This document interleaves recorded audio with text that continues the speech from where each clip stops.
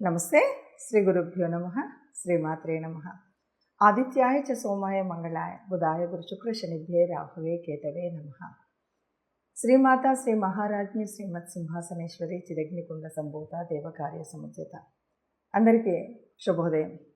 ప్రతి మాసంలోనూ మాస ఫలాలు పక్ష ఫలాలు తెలుపుకుంటూ ఉన్నాం కదా. అదేవిధంగా అప్పుడప్పుడు గ్రహాలు మారుతూ ఉన్నప్పుడు ఈ గ్రహ సంచారాన్ని బట్టి ద్వాదశ రాశుల మీద ఎలాంటి ప్రభావం ఉంటుంది అన్నది కూడా చెప్పుకుంటూ ఉంటాం. అందులో భాగంగా మరి మే 1 నుండి గురుగ్రహం మారబోతుంది. గురుగ్రహం అంటే మనకు తెలుసు, చాలా పెద్ద గ్రహం. ఈ పెద్ద గ్రహం ఒక రాశి నుండి ఇంకొక రాశికి మారాలి అంటే దాదాపు 1 సంవత్సర కాలం మీద కొన్ని రోజులు పడుతుంది. ఈ సంవత్సర కాలం కూడా గురువు మారిన తర్వాత ఫలితాలు వేరుగా ఉంటాయి. ఎందుకు అంటే గురుగ్రహం అత్యంత శుభగ్రహం అని చెప్తాం. గురువు యొక్క దృష్టి ఉన్నట్టయితే గురువు యొక్క స్థితిని బట్టి దాదాపు అనేక రకాలైన కష్టాలు నష్టాలు పోయి సుఖాలను ఇస్తుంది. చాలా వరకు మనకు ఎంతటి మిగతా గ్రహాల దోషాలు ఎన్నున్నప్పటికీ గురుగ్రహం కనుక సరైన స్థానంలో ఉంటే ఆ చెడంతా పోతుంది అన్నదే మనకు శాస్త్ర ప్రామాణికం. దీని ప్రకారంగా చూస్తే మనకి మరి గురువు మారుతూ ఉన్నప్పుడు మారినందువల్ల ఏ గ్రహాలకు ఎలాంటి ఫలితాలు ఉంటాయి అన్నది తెలుసుకోవాలి. అంటే దీనికంటే ముఖ్యంగా మనకి ఇంకొక మాట కూడా చెప్తుంటాం. గురుగ్రహం ఎప్పుడెప్పుడు మారుతుందో ఆ మారినప్పుడు తప్పనిసరిగా ఒక నదికి 12 నదులకు 12 సార్లు మనకు పుష్కరాలు వస్తాయి. 12 సంవత్సరాలకు ఒక పుష్కరం వస్తుంది కదా. ఈ గురువు గ్రహం మారినప్పుడు పుష్కరాలు వస్తూ ఉంటాయి అన్నమాట. అలా ప్రతి సంవత్సరం ఒక్కొక్క నదికి పుష్కరాలు వస్తుంటాయి. ఇది గురుగ్రహం యొక్క ప్రత్యేకత. అంతేకాదు అనేక వేల చెడులు నష్టాలు కష్టాలు ఉన్నటువంటి వాటిని ఒక్క గురు దృష్టి ఉన్నట్టయితే ఇవన్నీ కూడా పొడగొడుతుంది అన్నటువంటిదే మనకు తెలిసిన విషయం. మరి ఇప్పుడు ద్వాదశ రాశుల వారికి ఎట్లా ఉందో చూద్దాం. తదుపరి రాశి సింహరాశి. సింహరాశి వారికి మరి దశమంలో గురువు ఉన్నాడు.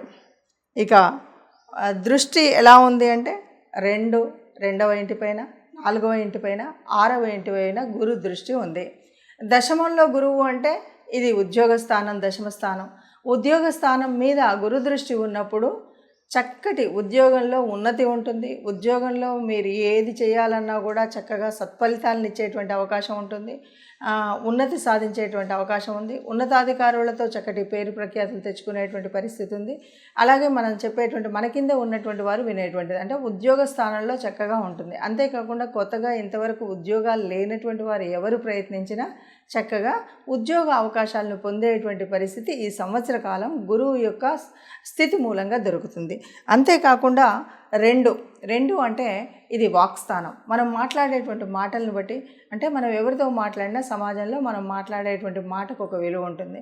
ఇది ధనస్థానం, ధనానికి ఇబ్బంది లేకుండా ఉంటుంది. ఒకవైపు ఉద్యోగం మీద దృష్టి ఉంది కనుక ఉద్యోగంలో ఉండేటువంటి వాటి వల్ల ధనం మీద కూడా మనకు ఆర్థిక వ్యవస్థలో ఏ రకమైనటువంటి ఇబ్బందులు, ఏ పని చేయాలన్నా ఏది చేయాలన్నా ఆర్థిక వ్యవస్థ మీద ఎలాంటి ఇబ్బందులు లేకుండా చక్కగా ఉంటుంది. ఇక చతుర్థం కుటుంబ స్థానం మీద కూడా గురుదృష్టి ఉంది కనుక ఏ రకమైనటువంటి ఇబ్బందులు ఉండవు.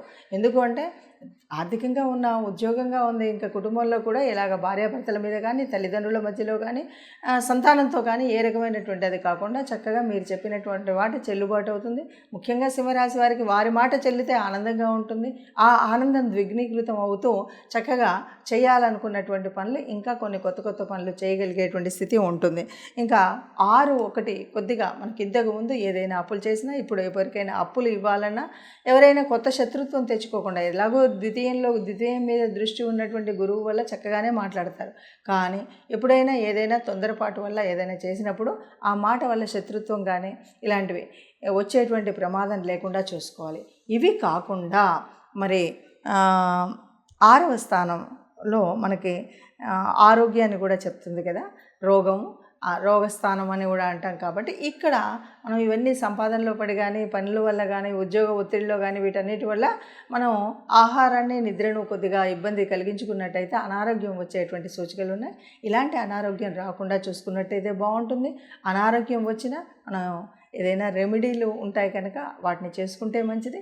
లేదు అంటే కొద్దిగా మనం జాగ్రత్త ఆహార వ్యవహారాలలో కొద్దిగా తగు జాగ్రత్త తీసుకున్నట్టయితే ఈ సంవత్సర కాలం శుభంగా ఉంటుంది సింహరాశి వారికి అని చెప్పొచ్చు. మనకందరికీ తెలిసిందే గురుగ్రహం అంటే పెద్ద గ్రహం. రాశి కాలం ఒక రాశి నుండి ఇంకొక రాశి మారడానికి సంవత్సరం మీద ఇంకా కొన్ని రోజులు పట్టేటువంటి గ్రహం ఏది ఉంది అంటే గురుగ్రహం. అన్నిట్లోకి శుభగ్రహం ఏది అంటే గురుగ్రహం. ఎన్నో పాపాలని హరించగలిగినటువంటి గ్రహం గురుగ్రహం.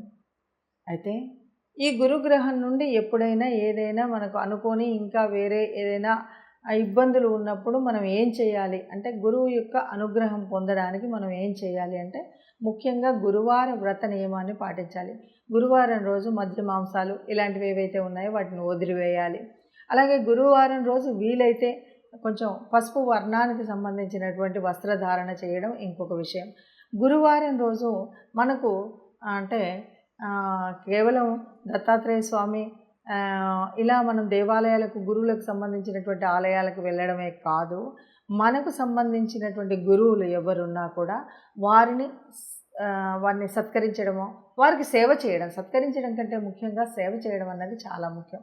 వీటితో పాటు గురు అనుగ్రహం కలగాలన్నా, ఇంకేది కలగాలన్నా కూడా మనకు ఆర్థికంగా కానీ మానసికంగా సంతోషం కలగాలన్నా మనం చేయాల్సినటువంటి ఇంకొక ముఖ్యమైన రెమెడీ ఏంటంటే, తప్పనిసరిగా గోశాలకు వెళ్ళడం, గోవుకి గ్రాసం తినిపించడం.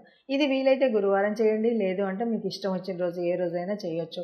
ఇలా చేయడమే కాకుండా నవగ్రహాల దగ్గరికి వెళ్ళినప్పుడు గురుగ్రహ స్తోత్రాన్ని చదవడం కూడా మర్చిపోకుండా చేయండి.